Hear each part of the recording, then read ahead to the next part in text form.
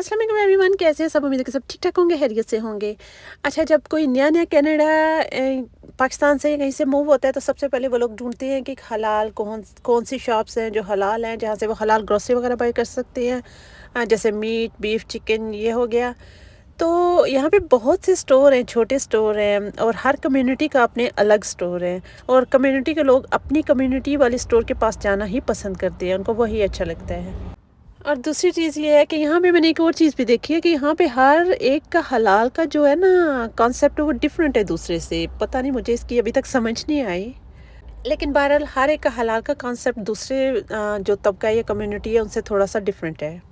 और वैसे भी लोग अपनी कम्युनिटी में रहना ज़्यादा पसंद करते हैं। जैसे मेरे अराउंड बंगाली स्टोर्स हैं बहुत ज़्यादा हलाल, लेकिन हम उन सबको छोड़ के पाकिस्तानी स्टोर ढूंढने की कोशिश करते हैं। और अगर आपको पाकिस्तानी ग्रोसरी या मीट बीफ वगैरह चाहिए जो बेस्ट है, टेस्ट में भी और प्राइस में भी रीज़नेबल है, तो मैं कहूँगी कि आप इकबाल फूड का इंतखाब करें।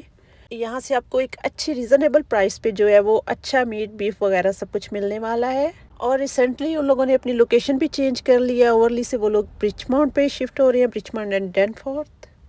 यहाँ पे कॉर्नर में भी बहुत छोटे छोटे जो हलाल स्टोर हैं, लेकिन वो लोग जो है उनकी प्राइस थोड़ी महंगी हो जाती है फिर। इसकी निस्बत जो इकबाल फूड है उनकी प्राइस जो है बहुत अच्छी है, रिजनेबल है, अफोर्डेबल है।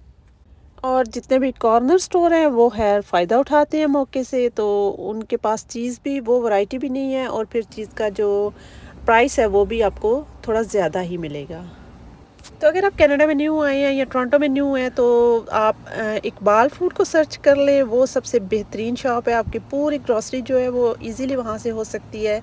देसी अपनी जो ग्रॉसरी के आप लोग आदी होते हैं पाकिस्तान से, हर चीज़ आपको वहाँ से मिल सकती है और अच्छी प्राइस पे मिलेगी।